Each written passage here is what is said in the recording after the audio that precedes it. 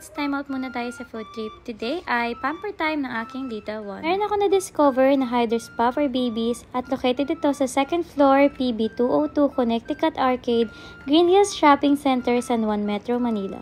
Bogs, napakahaba. Paglabas nyo ng parking lot, kumanan lang kayo at sa pinakadulo makikita nyo ang iBeautified at Kitco.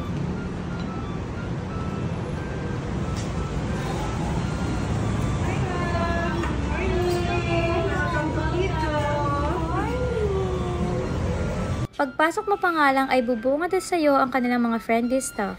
Malinis at mabango din ang kanilang place, kaya naman super comfy ang aking baby.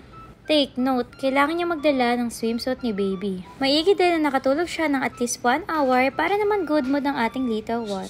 Ayan na nga at binibihisan nila si Baby Gia. Sobrang maalaga ng mga staff dito. Alam na alam nila kung paano lalaruin ang baby. Kailangan nga pala na 30 minutes break after feeding bago isalang sa Hydro Spa si baby. Grabe no, hindi lang tayo mga adults ang may pamper time. Syempre hindi papakabog dyan ang ating mga babies. Pasok nga namin ay pinacheck nila sa akin yung temperature ng tubig kung okay na ba para kay baby. Ayan, at excited na nga itong aking baby girl dahil sobrang hilig nito sa tubig. Sinipil niya na yung tubig.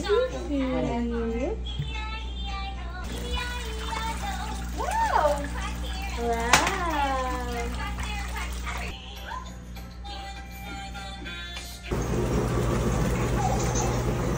Dito nga ay binuksan na nila ang bubble bath.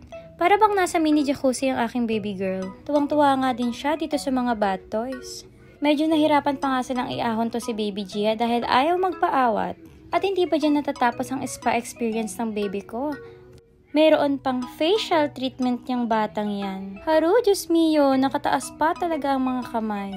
Mayroon pang pamassage sa face. Nako, mapapasana all ka na lang talaga.